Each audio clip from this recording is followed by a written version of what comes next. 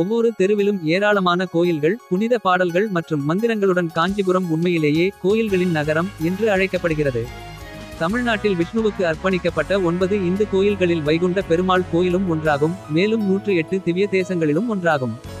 காஞ்சிபுரத்தில் உள்ள மிக பழமையான கட்டமைப்பாக கருதப்படும் கைலாசநாதர் கோயிலின் அதே காலகட்டத்தில் இது கட்டப்பட்டது. வைகுண்ட பெருமாள் கோயில் கிபி 674 முதல் 800 வரை ஆம் ஆண்டில் பல்லவ மன்னர் 2ஆம் நந்திவர்மனால் கட்டப்பட்டது. பின்னர் சோழ மன்னர்கள் மற்றும் விஜயநகர ஆட்சியாளர்களால் மாற்றியமைக்கப்பட்டது. இந்த கோயில் பல்லவர் ஆட்சி காலத்தில் கட்டப்பட்டு பின்னர் சோழர்கள் மற்றும் விஜயநகர பேரரசால் மாற்றியமைக்கப்பட்டது. ஆனால் பாணி பெரும்பாலும் பல்லவ கட்டிடக்கலையை தக்க வைத்துக் கொண்டுள்ளது. கோயிலின் நுழைவாயிலில் எந்த கோபுரமும் இல்லை.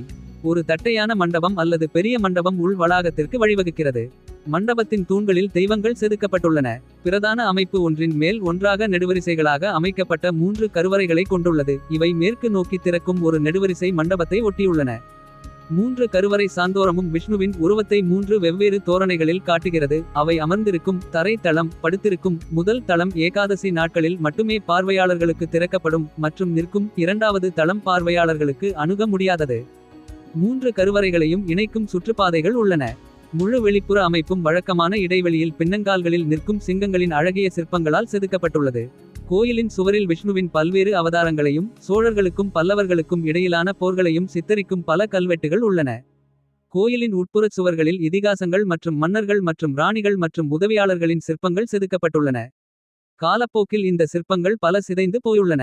தற்போது இந்த வைகுண்ட பெருமாள் கோயில் சிதிலமடைந்து இந்திய தொல்பொருள் சங்கத்தால் பாதுகாக்கப்பட்ட நினைவுச் சின்னமாக பராமரிக்கப்படுகிறது.